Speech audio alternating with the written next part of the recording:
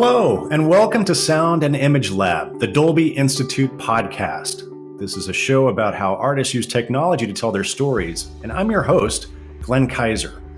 So this is part 2 of our conversation with Daniel Kwan and Daniel Scheinert, two filmmakers who are writers and directors and who are collectively known as the Daniels, about their work on the spectacular new movie, Everything Everywhere All at Once. If you missed part 1, please make sure to go back and catch that conversation too, where we focused on the sound design and the mix of the film. In this episode, we're going to be talking about the music and how they used the music to really achieve tone and provide the connective tissue that really glued the whole thing together. If you thought the sound design on Everything Everywhere All at Once was complex, wait till you hear our conversation about the music. So we are joined in this conversation again by the directors, Daniel Kwan and Daniel Scheinert, as well as the film's sound designer and effects editor, Andrew Twite, and the film's supervising sound editor and re-recording mixer, Brent Kaiser. And in addition to the filmmakers, a bit later, the film's composer, Ryan Lott, who is the founding member of the band Son Lux, joins us from his studio in Indianapolis, Indiana, for a fun conversation. And he had an awful lot to tell us about how his band created the really extraordinary music in this film. So it's another big episode with a really fun conversation. So let's jump right in and hear from the guys about their approach to the music of Everything Everywhere All at Once. So I want to ask you about Son Lux. So how did you end up working with them? How did you bring them into the project? How did you, what was your direction to them for the music? How did the music work with you guys? Like, talk me through the integration. All right, it's going to be the rest of the interview. Too much to say about music.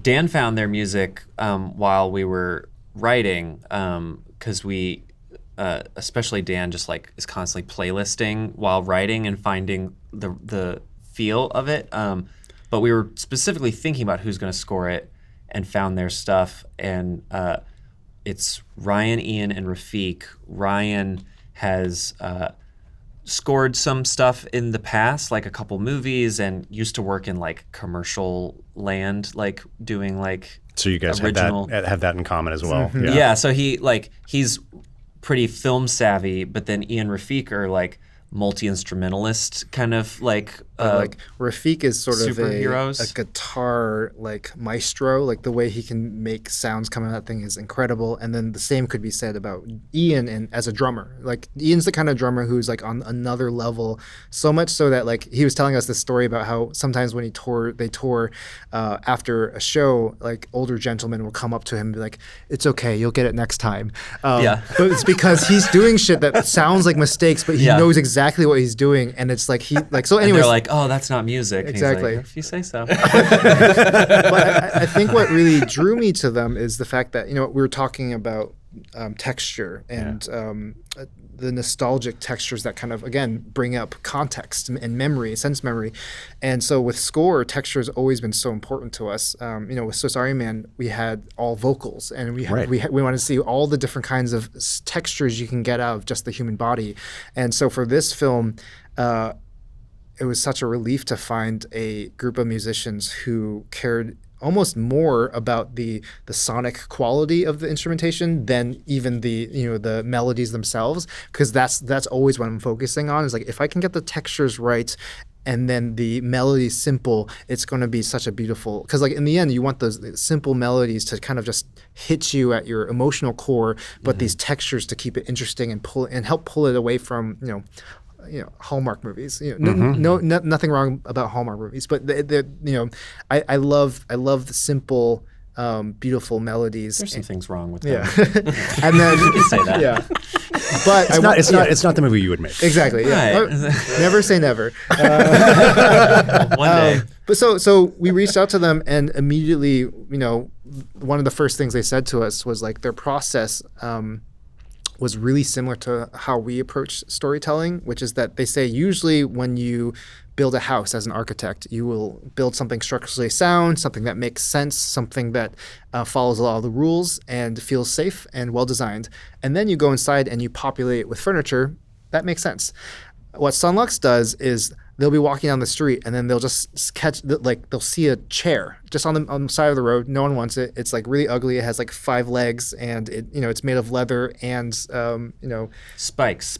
Exactly. Yeah, exactly. It's the weirdest chair they've ever seen. And weirdest they're like, we have to build a house that will fit this chair we found. Yeah, What an interesting chair. I want to build a house that makes this chair make sense, and that's definitely our process. And so we immediately clicked, and we just found a lot of these Pitched chairs. that metaphor first? Was it I don't was it remember. Ryan? It's probably Ryan. Yeah, he has an enthusiastic way with words. Yeah, It's fun. and so a big part of our process was finding those chairs, those common grounds where like this is what matters, and it's so weird, but it's going to be the thing that makes this so special. And then you guys can do the work of building the house around it because you guys are so skilled and adept at that. And so the less poetic Wikipedia page version of our collaboration was that they came on before we started photography. They helped us write some songs that needed to be on camera, like the fake musical and stuff. Right. They gave us their entire library of all their personal projects as well as all their records, instrumental versions, and we cut the whole movie to their music. And then they were on during the whole edit working on the score. So they were part of the project for over 2 years and created over 2 hours of like original music. And they would kind of take turns sometimes because they each have different skill sets, and then other times like all 3 kind of like crack certain scenes. But like they were such a huge part of just the process, Right. Straight up to the mix, they came in and were part of the spotting session with us. Yeah, they were giving us like, because the great thing is, and the hard thing for us is after we usually come in picture lock. There's already been a movie written, there's been a movie shot, there's been a movie edited, and we have no concept of who's married to what and who's cousins and second cousins twice removed. And so we're able to see these perspectives come in that somebody who's also very sonic minded was able to help kind of let us know, oh, this is where this would feel great. And there was one great point where our first meeting, Ryan's literally giving us direction, and we're really confused. We're looking over at Shiner being like, do we listen? Yeah, he knows what he's talking about. Yeah. And they genuinely cared. That may sound like a silly thing about to the say. movie, not just the music. Like Right, they were right. totally humble when we'd be like, "This scene has to have quiet music. You did a great job. Now we're going to turn it down a lot." Well, know. and they were on stage with us, and literally, I mean, Ryan would come over to me like, "You need to turn our stuff down," and it's like, "Oh, I'm allowed to? Cool." But then I'd fight him back and be like, "No, this is great. We really need this." And So did you have the music as you guys were doing sound design to kind of play off of, or how did Not really, no. we had what they had been given. Like temp music. But the temp Right. music was music they had made, but no, we didn't have the score. The post process in general is pretty untraditional. I mean, we were lucky enough to be working with Timing Lock from the get-go. Like the only updates we got were visual effects updates I see. that didn't change the timing at all. Like they had planned it out so well, and quite frankly, I don't know if we would have gone through it. Well, if that we was a didn't little bit have of that. fight on my end, being like, "I'm not touching this till it's picture line." Like I'm not. Well, we did. will have- say- Well, because you had the luxury of you weren't, because of COVID, Yeah, you had the suddenly time. we weren't in a So huge rush. yeah, I will say that there were a couple of key scenes where we weren't ready to sound design and we didn't have the bandwidth to, that we sent to you guys to be like, can you Yes. guys just do a pass at this just to see what happens? Totally. Because I Right. think because sound design is so important to the rhythm, and the rhythm is so important to the edit, we couldn't lock without the sound design in a lot of ways. And so the scene that comes to mind that they did first that really, really helped kind of kickstart the way we cut it was the hallway sequence where Jobu Tupaki comes out of the elevator Yes. and like basically runs her way through all the security guards. They did this fantastic, weird amalgamation of like cartoon sounds and like horror sounds and Old timey radios switching stations. exactly. And like that was such a great jumping off point for us to then steal some of those things and put them throughout the rest of the movie as we were discovering the feel of Right. the sound. And so that was a really big, that was like one of the few times where you guys sound designed to something that wasn't locked, but it totally was so useful because it helps unlock the rest of how the rest of the movie was going to sound. And a lot of that stuff stuck. Yeah, no, it was incredible. We definitely ended up using it. the pinballs on the ceiling are still my so favorite. good. Yeah, so It's like stupid. probably the first sound I cut for the whole thing. Atmos pinballs on the ceiling. If you see it in Atmos, you really feel it. But yes, helping coming on early with that. But back to what Andrew was saying too. It's these bigger movies. you have temp after temp after temp Sure. of doing this. And I don't think we could have done multiple temps because of how big it was.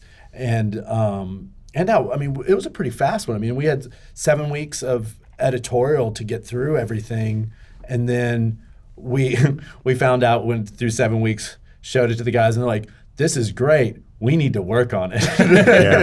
And, and this is where us being scrappy and indie with this, we ended up trading 2 days on the bigger stage to afford to have more time with just these guys. So we got a month in just my studio going through the movie. And the great thing is they're a team, we're a team. So it's like, Shiner and I would sit in another room working on something, then Dwight and Quan would be in the room working, and then we'd hire a night crew to come in and sit more to like get things to go. And there's no way this would have ever been finished otherwise. So yeah, certainly not to knock the process. Like, it definitely worked, and we were all in it from the moment we started. It's just like we kind of lived and breathed it. Thanks, guys, for that awesome discussion. But stick around, because now we're going into part 2 of the conversation, which is my chat with the film's composer, Ryan Lott of the band Sunlux, who joined me again, as I said, from his home studio in Indianapolis to talk about the music for the film. I mean, I wanted to ask you, Sunlux, obviously what you created, you guys are a well-known, incredibly highly regarded band. How did you get interested in film scores, and how did you get involved with this particular movie?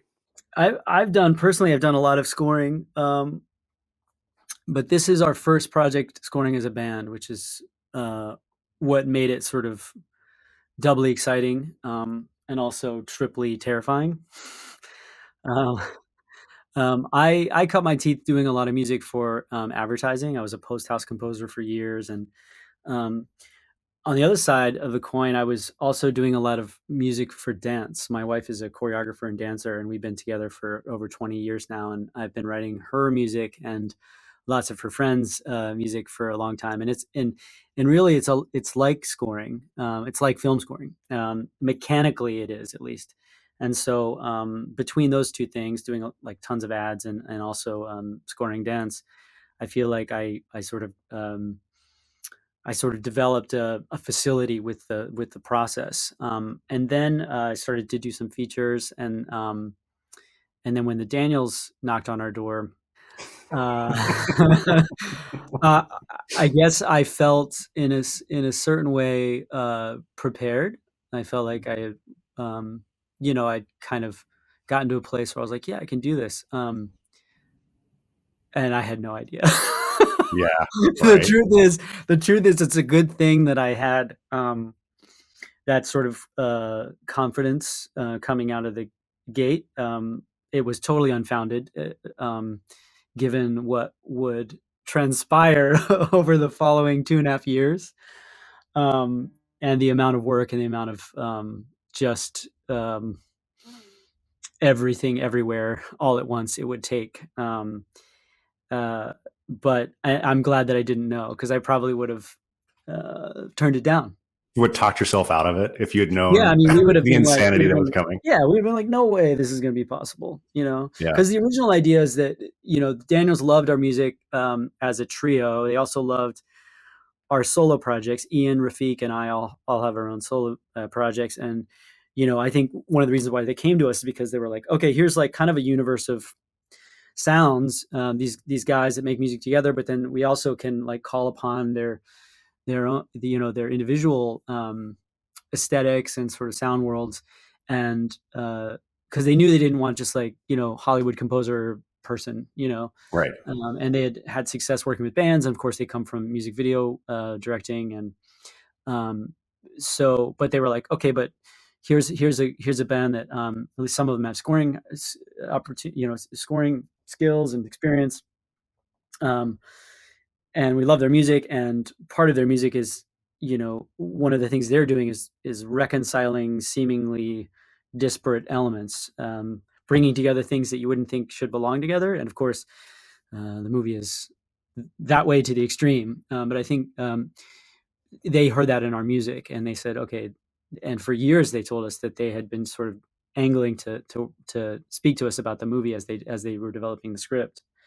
But fortunately, they had more faith in us than we even had in ourselves, because originally the plan was, okay, we're going to do our Sunlux thing. You're going to license a bunch of music from us. We're going to, modify it, customize it for you. And then we're going to do some bespoke score. And then we're going to hire, some outside help to do like the stuff that's just not in our wheelhouse. And you could tell that they were like, they were like trying to maybe hedge their bets a little bit. You know what it was, is I honestly think that they wanted to challenge us, and they knew that we had a potential to be more versions of ourselves than we had yet discovered.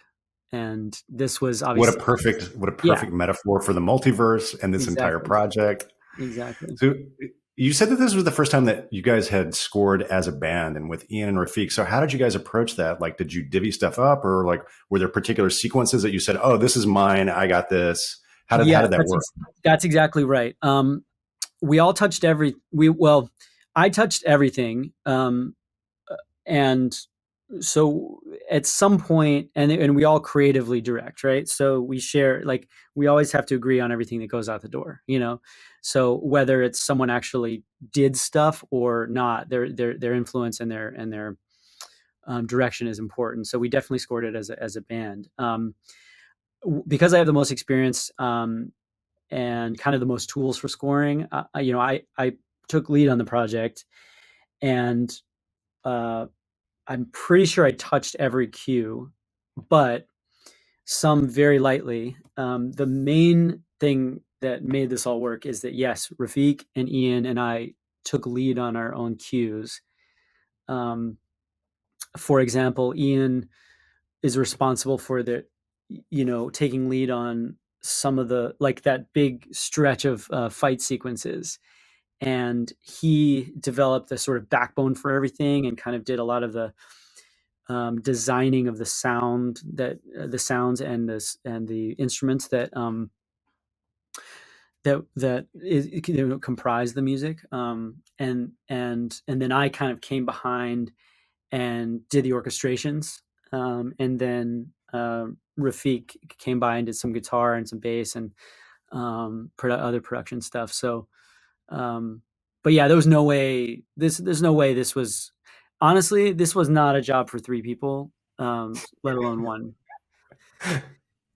Yeah.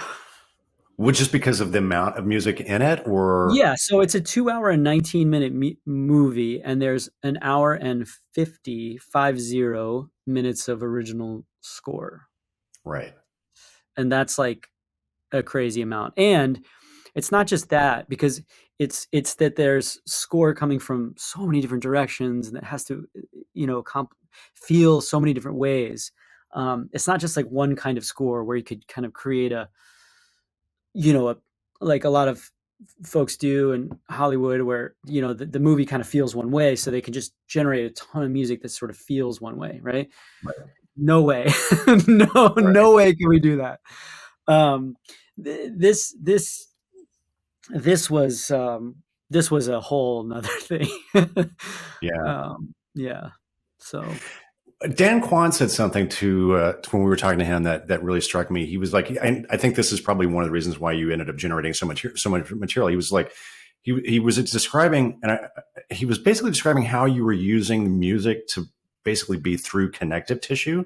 So oftentimes you would score other pieces of, like, while other pieces of music are going on, or other components of your own score, and then kind of weave through. So can you talk about that? That must have been just kind of mind blowing to do. Yeah, that's a good point. I mean, this is something we haven't touched on in other interviews very much, but we really had to create a lot of the scores score cues simultaneously. We had to get far enough along in certain key cues that we could say with confidence, okay, this theme is going to work. This vibe is going to work. Definitely have a lot of details to work out, but now we need to jump over to these other places and start to integrate this theme and start to integrate these instruments and these sounds to bring cohesion and draw and create cross references. So there was no way this movie was going to be done linearly, front to back. And score is never really done that way. But Right. And there were some elements you had to like even before the shoot, right? Yes, yeah. So there was some pre-score as well. The first task for the score was one of the ones that we, when we read the script and kind of we originally talked about it, I was like, oh yeah, so we'll just farm that out. We'll have somebody else do that because that's not what we do. Right. We're very self-serious, and that was one of the things that I think the little shell that Daniel's helped crack in us. And the piece of music in question is the Hot Dog Hands musical. Right. It's a song that exists in different universes in the film, but one of the main scenes it has to. It's basically a love. It's a love song. It's like a ceremonial love song that is sung in a universe where the two mating partners have hot dog hands. Years. Yeah. And the lyrics are kind of about that. Slap our hands on our thighs, and it's just like the most. And it had to be like from a sonic perspective, totally unlike anything else we were going to do. So it was a very weird starting place for the score, but also kind of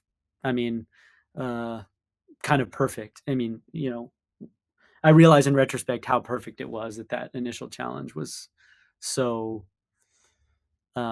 left field for us. What was your first so you get the call from the Daniels, and what did they send you the script? Did you read it? Like, what was your first impression of this madness? Yeah, right. I mean, because scripts already are kind of like, you have to kind of get used to reading a script, it's not like reading a book, so there's and for folks like me who haven't done a ton of reading scripts, like it's a bit cumbersome. And then there's this movie, which is like on paper, was like, just to be honest, I read this thing, I tried to read it, and it was like you couldn't get through it, could you? Well, the thing is, our first encounter with them over FaceTime was so awesome. Like they're so humble. They're so like, they have like they're so generous, and they're so kind of like enthusiastic about what they're doing. But so it was like, oh, this is gonna be so cool, that movie Swiss Army Man was bananas, but like maybe they got that out of their system, and this is going to be something that's a little bit more. Yeah. So at the beginning, you were like, we're not going to score this just with like voices, the way you did with Swiss Army. Yeah, right. I mean, before we even got there, it was more just like, yeah, this is such a cool honor. Like they're asking us to do this. Like, we'll send you the script and we'll see what you think. And then they sent a script, and it was like, I mean, we all had different reactions. Rafiq laughed his ass off the whole time, couldn't put it down, read it a couple times, maybe 3 times.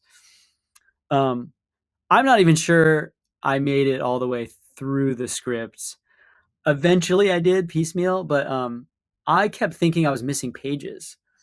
Like, you know what I mean? Because it was like, this makes no sense. It makes no sense. Wait, hold on a second. Wait, like I would just keep flipping back. I'm like, no, the numbers line up. So it was really hard for me to wrap my mind around it. But fortunately, I didn't try too hard, because I was like, well, nobody's going to make this movie. You're like, this is a safe thing to say yes to, because this is never going to happen. Nobody's going to make this movie. Nobody's going to make this movie. And I'm pretty convinced that, like, one of the reasons why this movie had a quarter the budget you think it did is because it was a big risk. I mean, I'm sure a lot of folks said the same thing as I said, which is like, yo, this movie can't be made, and then I think really what happened was, and this impacted us because this was the moment in which we were given permission to sort of reach out and dream big about some collaborators we could bring in.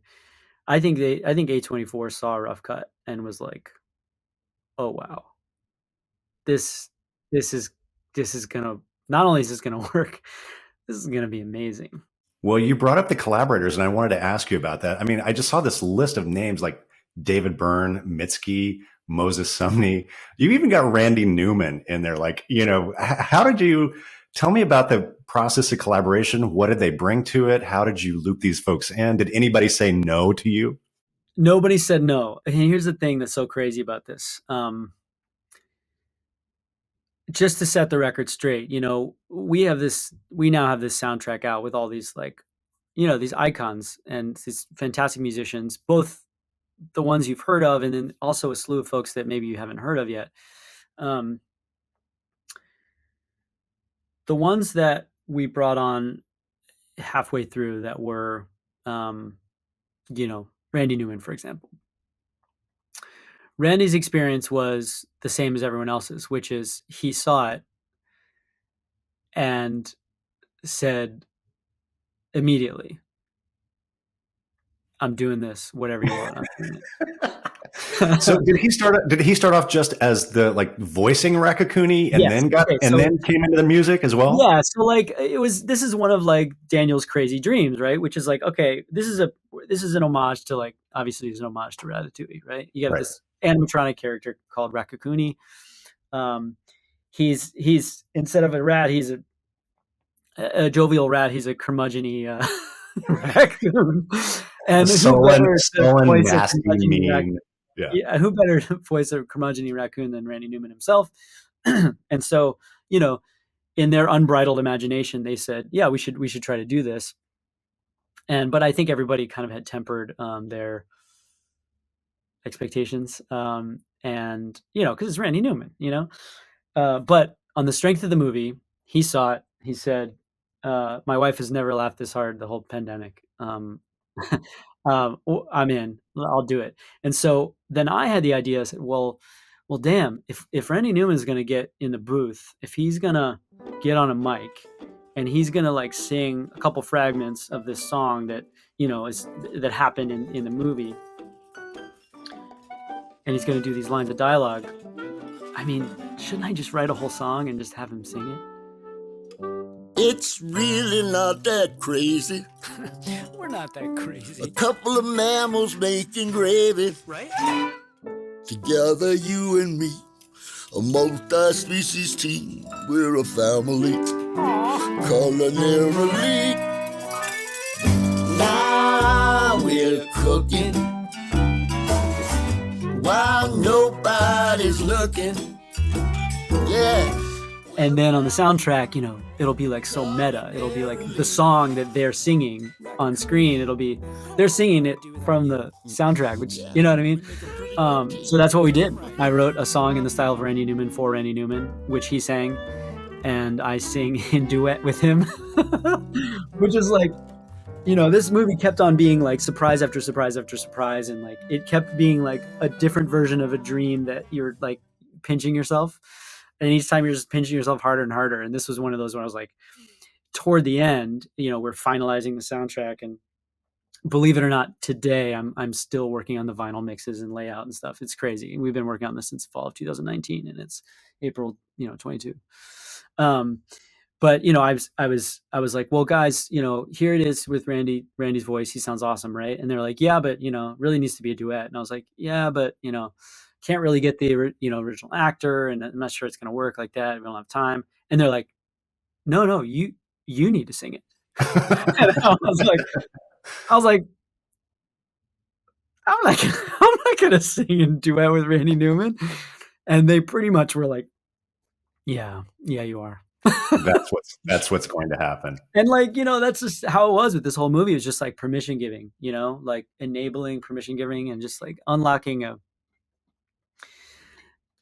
it's just something about working on this movie, something about this movie, and with Daniels in particular, and just who they are as people and the way they directed. It's just, you wanted, because the movie feels so special, you wanted to do more than you possibly can imagine yourself doing. For sure. Yeah. And on the strength of Daniel's direction and they're just like their spirit Yeah. and their lead, the way in which they like led creatively by creating this in the first place from their brains, it made you think just enough that you could do it,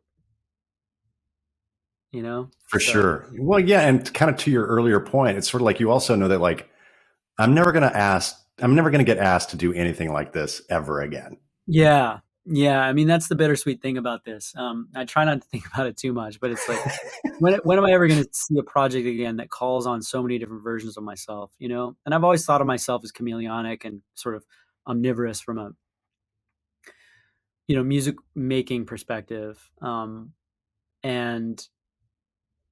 it's always like, okay, find which version of myself I'm going to be for this project. And then this one was like, we want like all these different versions of you, you know? And so satisfying. Also completely exhausting. I mean, so exhausting. So many nights.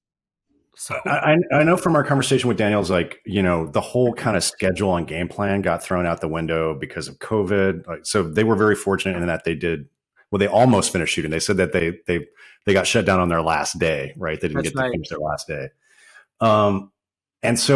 And then they ended up basically spending a year and a half, almost 2 years in post, right? So what opportunities did that open up for you, kind of having like the gas, you know, the foot taken off the gas of having to rush this through and finish it?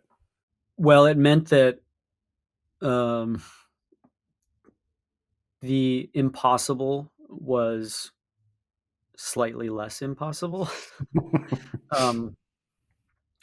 The sheer number of cues involved in this film, even if you were just going to do it like, you know, the easy way and just kind of like phone it in and just do a bunch of scorey stuff and a bunch of like kind of idiomatic genre specific kind of writing, it would be it would be such an intimidating amount of music. And you know, we're not like Hollywood guys with like assistants and like, you know, we didn't even have a music editor on this job until almost all the way through it. I mean, we were doing our own conforms and all our editing and everything. And I mean, like, yeah. So even if we were just going to like kind of score schmore it, you know, it was just going to be an insane amount of work for the three of us. But you know, the original plan was they were going to license a bunch of our music, Right. and then we were going to kind of do bespoke versions. But Yeah, because what they said that you guys had opened up your library and given Yes. them access to all your previous material. And so Yes, and then we even gave them access to a bunch of material that like hadn't formed yet. It was just raw materials and stuff like that. And it was instructive, it was illustrative, and it was like, you know, helpful for the edit. But in the end, this movie demanded like that every single moment be bespoke, truly. And you know, real life is real life, and so sometimes you just can't bring to fruition what a project deserves. And that's one of the things that we sort of have to reconcile as creatives, is just like, you know, the deadline versus like what you would dream. And when that deadline shifted, our dreams entered the realm of possibility, and the care and attention we were able to give to every moment expanded. And practically speaking, what that meant is we designed a lot of our own instruments that we use to create the score. And this is something we do in our own music, like as a band, and also in our solo works, is we're constantly designing instruments from scratch, from, you know, recorded material sessions, sampling sessions, and all kinds of tracking of like little musical puzzles and bursts of improvisation of ourselves and also our friends and things. So we're constantly like making our own instruments. And on this score, we were able to really go hard into that, and every single cue really employs something truly bespoke. Making your own instruments, like, are you talking about like physically crafting, like physical things to make sound? In some cases, yes. Designing, maybe if not designing ourselves, capturing the sounds of bespoke, custom built instruments, which is which is one of the things that we did when we worked with Andre Benjamin, also known as Andre 3000 from Outkast. He's dedicated the last several years of his life to learning these incredible flutes that are essentially like based on Mayan flutes, but instead of ceramic, they're made of wood. And see these custom flutes and things. And so we worked with him to do a sampling session, and then built instruments out of his sounds, and also took fragments of his performance and weaved them into the score, which is at the time well underway.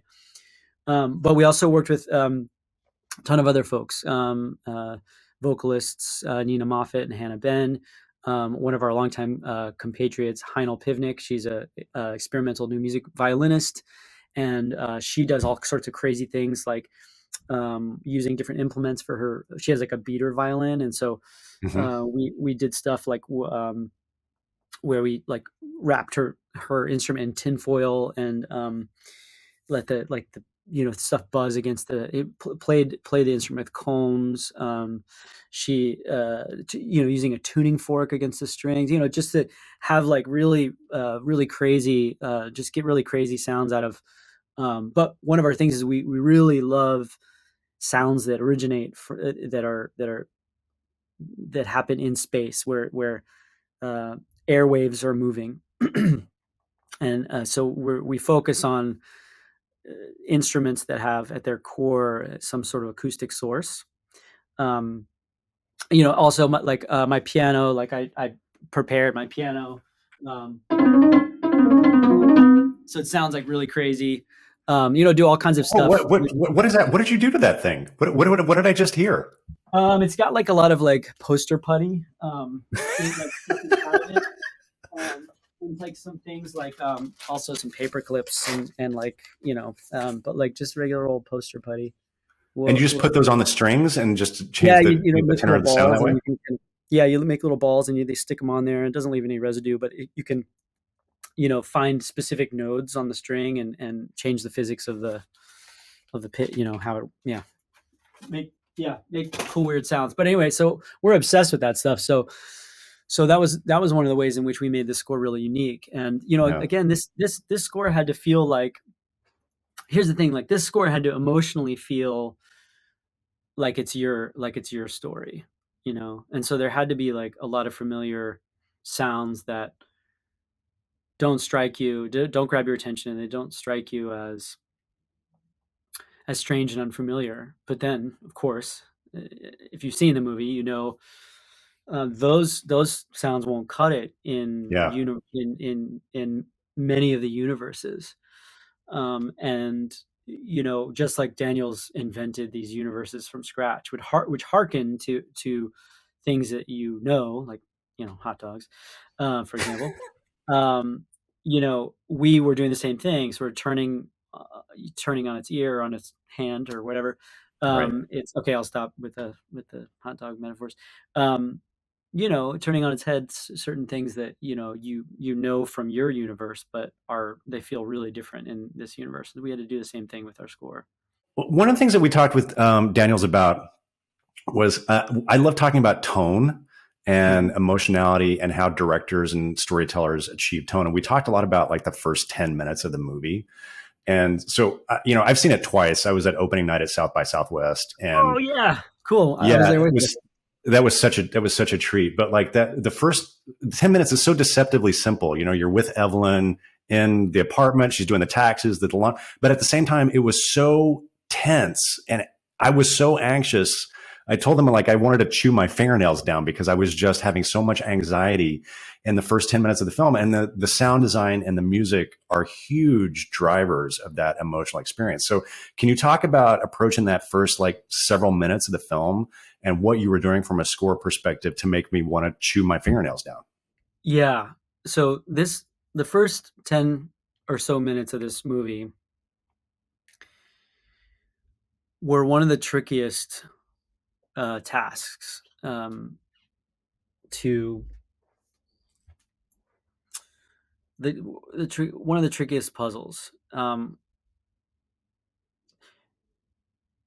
Without giving anything away, the first 10 minutes of the movie are not exactly like the rest of the movie. And but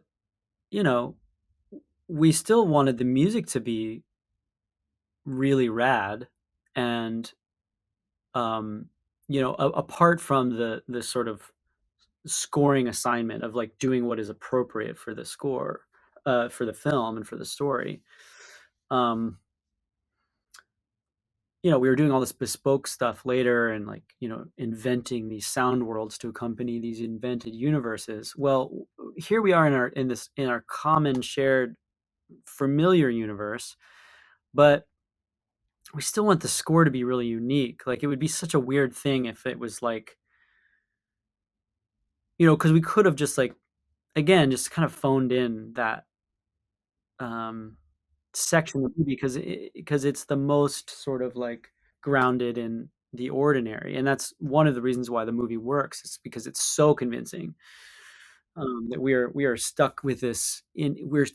We feel claustrophobic with this woman and her family, and this tension, or it feels uncomfortable. But it's such a weird thing in a movie. Like, you want it to feel uncomfortable, but also not feeling. But it's got to be entertaining, and you have to be endeared to these characters. So there are a lot of like tricky things about this sequence that were all tangled up together. And unlike the rest of the movie, we really had to decouple. We couldn't really fuse anything that's happening there with what's happening later. So also an emotionally a weird thing for us, because we want to love what we're doing, but then just get rid of it, then move on.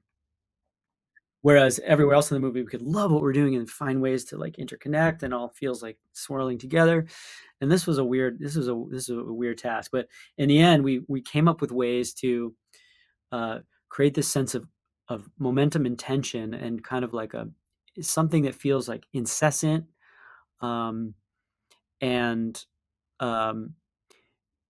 where the sounds that we're using feel like either the hum of the bubbling of the rice maker, or the hum of there's the fan going on, fans, or the laundry machines, or like the clunk of the broken AC, or the sort of like bothersome customers, or the tension of like, there's just so many things that like that you see visually, that like, or what are sounds and instruments and things that feel like, like these mountains of paper, and just like all the chaos and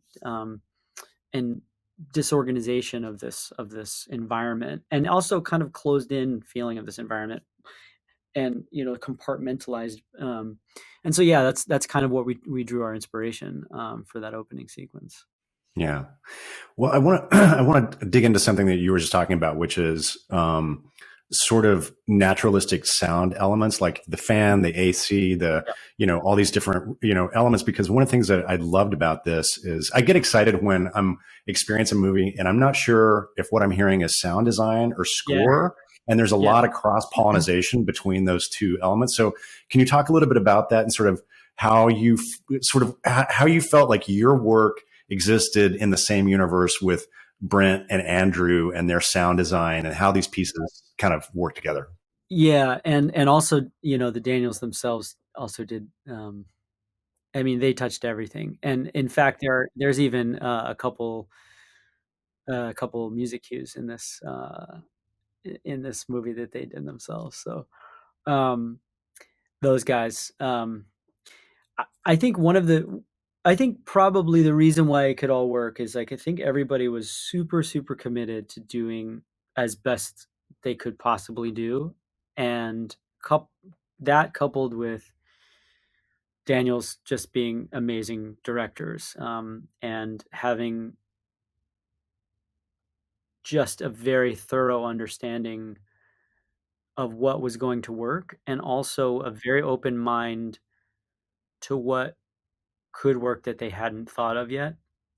And I think with respect to music, as incredibly specific their vision was for this movie, I was continually surprised how open-handed they were with music, and how open-minded they were to ways in which music could function in different capacities throughout the film.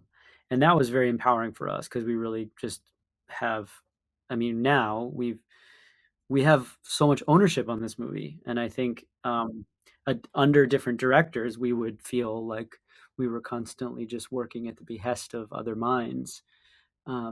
And I have no doubt, talking to Brent and Andrew about it, that they feel the same way. Like Daniels, on the one hand, knew exactly what they wanted, and were so committed that even they were doing it themselves. On the other hand, they they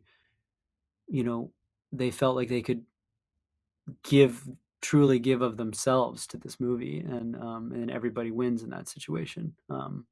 Yeah, that came up in the conversation with Brent, and he said something that I thought was really interesting. He was like, obviously the Daniels come from like a really low budget background where they did have to do everything themselves, and so they have that ability, right? That they can do all this, they can do a lot of this stuff.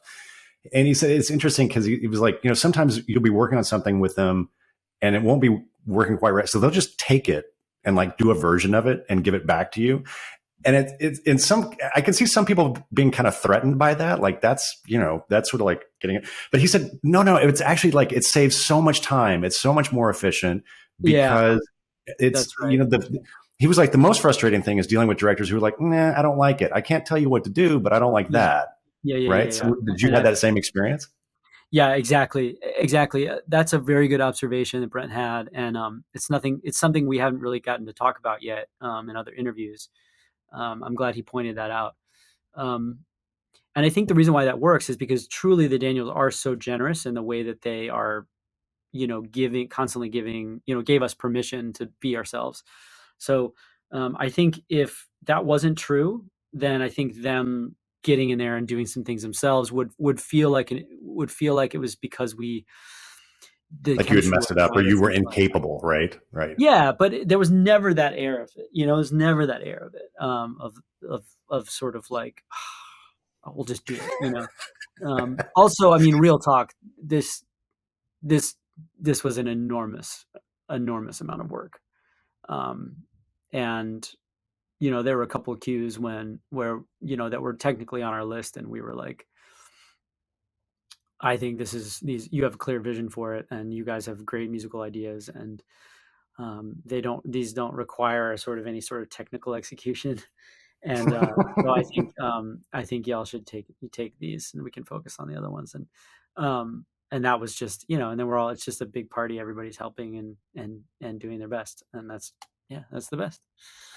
So Brent told me that you got to spend some time on the mixing stage during the final mix when they were putting that together. Do you normally do that? Is that a kind of thing? Is that something that you typically get to be involved in?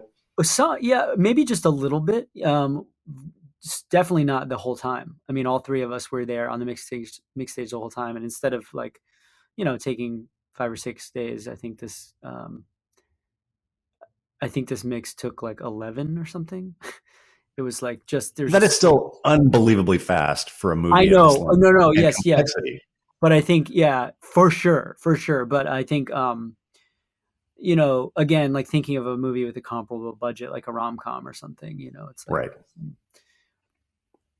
Which, of course, those can be complex as well. But this is like not that. This is like completely, oh my gosh, it's like so many. And like, I learned so much in that. I learned so much from Brent, from Andrew. Just, wow. Like watching them work. I'd never been so intimately involved in a mix. And, for film. Right. Sure. I've done a lot of mixing for for the audio, just for audio, and wow, it was so amazing to watch them. People don't realize, like, sound design, score. By the time the score gets, we'll have 100 tracks, but like in a queue. But by the time it gets to the mix stage, it's like 13. It's like you got 13 stems. Those guys, they got all the tracks still, in play, because every single little sound design thing has to be flexible, and watching them navigate hundreds and hundreds of sound design tracks on 3 synced machines, like, it was impressive. And I learned a lot about my own workflow, and how to improve it. And it was a really cool, plus they're just awesome people. And which is no surprise. I just imagine that mixing stage was probably so much fun because the Daniels are so loose, and then Brent is a nut. The thing is, so they balanced it really well, because I mean, you can't accomplish this unless you're really serious. You know what I mean? Like, and so yes, goofy as hell, completely like generous and fun and like zany. But man, we were working, especially those guys. And like it was also really cool to watch Daniels in that final stretch of the film being made, to watch them. And we caught this, of course, on set as well, because we were on set one day, the day before shutdown. So lucky. That's crazy. Yeah, and we saw a bunch of things being shot. It was incredible how, but they were like,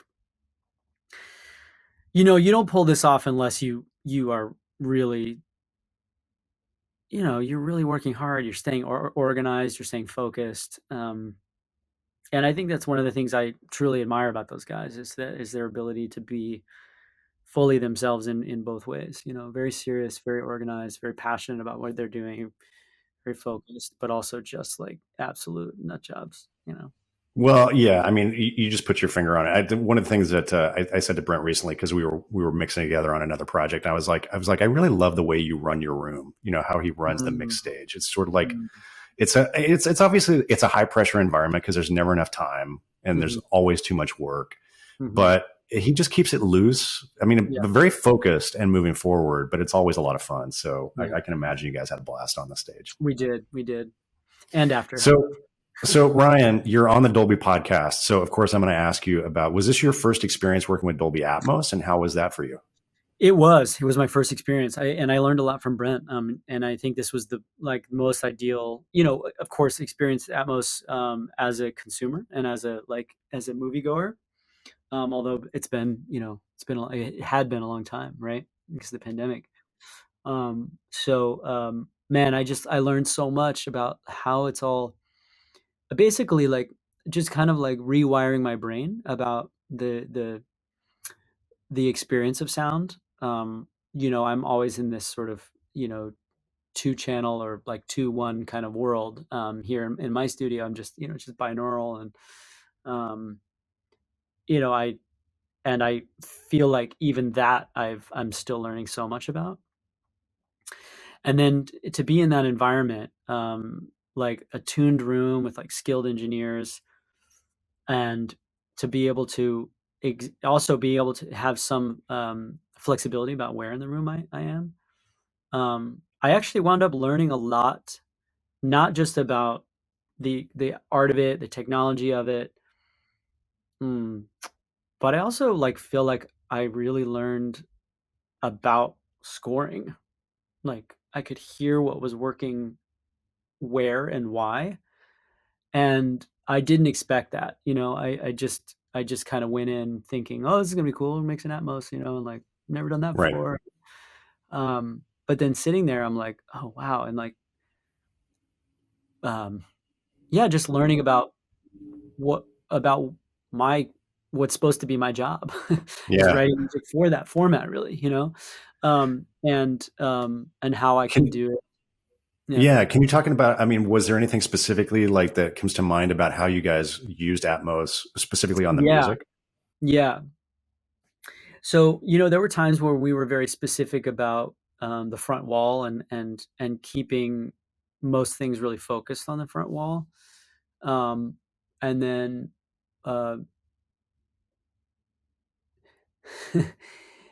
and then finding moments and specific elements that could basically embrace you sonically, and how I started to think during that mix how that is a musical choice. That's an artistic choice. That's not just a technology choice. That's not just a engineering thing. I've always said in the studio, like my studio is my primary instrument, because I understand the direct connection between my technology and my creative ideas, my musical ideas, which can't often be written down in a traditional score, but doesn't mean they're not musical ideas.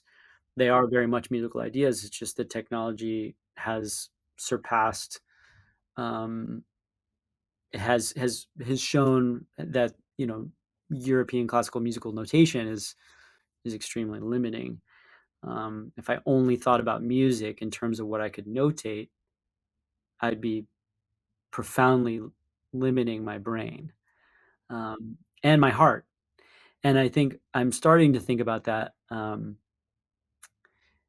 now, with the potential for Dolby Atmos, and the potential in scoring for considering on the creative level in post production, in the scoring process, writing into Atmos as opposed to letting it be an afterthought. And so that's what I'm really excited about, moving forward in my next opportunity to score. I truly think it's a way in which I can challenge myself to think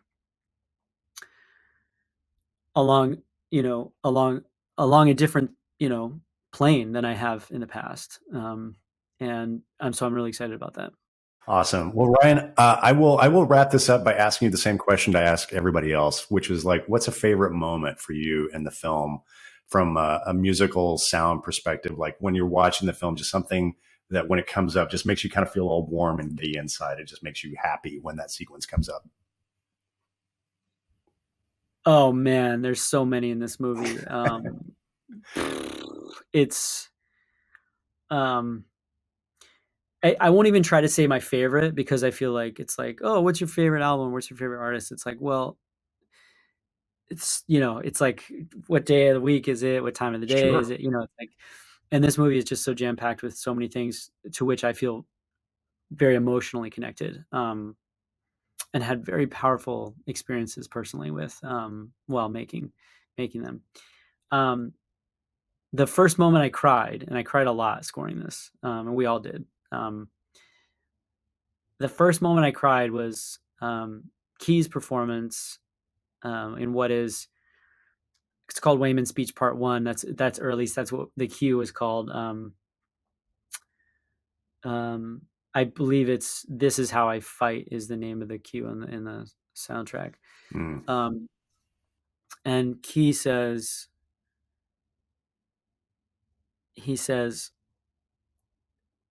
we all have to be kind, especially when we don't know what's going on. And just the way he delivered it, and just like the broad application of that sentiment, Yeah. it just really got me. And it was just like, from that, I feel like from that moment, this movie, for the 2 years that probably followed that moment, now, I've just been kind of an emotional wreck, because this movie it does so many beautiful things, Yeah. and contains so many incredible performances, and now knowing the people behind it, both in post, but also some of the actors. Man, this is what life is about. Just it's like using the strength of our hands to make beautiful things with each other, and Yeah. So, yeah, I just feel so lucky to be involved. Well, I think that's a great way to end it. Ryan, I've had so much fun talking to you today. This is a blast. Yeah, me too. Me too. It's a really, really great movie. I love the music, and I think you guys are part of a really important like cultural phenomenon. The Daniel they expressed that they were a little surprised at how emotionally people are responding to the film, but it's an amazing piece of work. Yeah, well, I think that's kudos to them. I think that they have made something so genuine, and I mean, we can take a small amount of credit too, and I'm proud of that, because I think just what I explained earlier, it's like this movie really impacted us emotionally. So on its strength and the strength of what they made with the actors and everyone involved, and so our task then was to honor that deep emotional tenor and basically not F it up, For sure. I'd say that you didn't F it up. Yeah. Okay, good. Well done. I'm thinking at this point, I think we're in the clear. I'd say so. All right. Once again, thank you to Dan, Daniel, Andrew, Brent, and Ryan for joining me today. An extra special thanks to our friends at A24 for putting this conversation together for us. Be sure to check out our show notes, where you can find a link to purchase tickets to Everything Everywhere All at Once at a cinema near you. And I encourage you to check it out in Dolby Atmos at one of those cinemas. It's a fantastic experience. And thank you, our audience, for joining us to watch and listen to these conversations here on the Dolby Institute podcast. If you enjoyed this episode, please subscribe to us. You can find links to our dedicated podcast feed in our show notes, or you can just search for Dolby wherever you get your podcasts. We'll be back soon with more of these deep dives into the creative process with directors, showrunners, and other incredible filmmaking teams. Until then, thank you for joining us. This is Sound and Image Lab, brought to you by the Dolby Institute. I'm your host, Glenn Kaiser. Our producer and editor is Michael Coleman. Our executive producers are Amanda Schneider and Jack Ferry, with production support by Taylor Hines. And our production coordinator is Sunny Chen. Thank you for listening.